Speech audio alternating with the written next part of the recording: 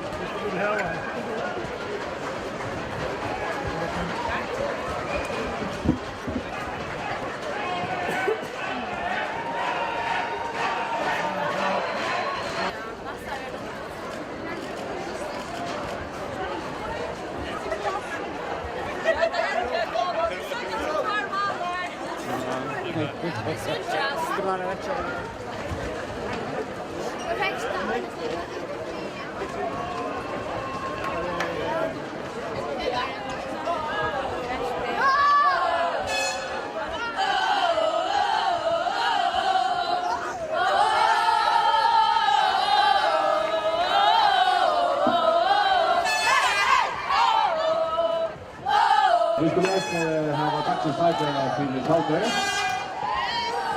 Vi ska ha Coca-Cola-potten och det är Simona Pedersen.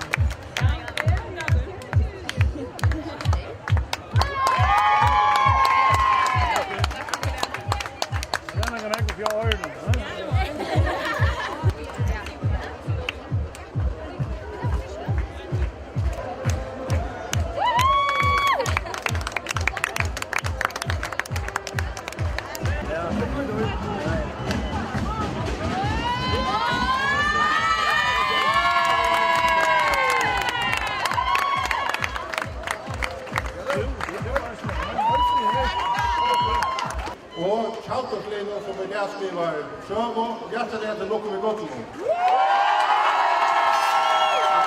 Det er også en god og Kjaltorslinjen som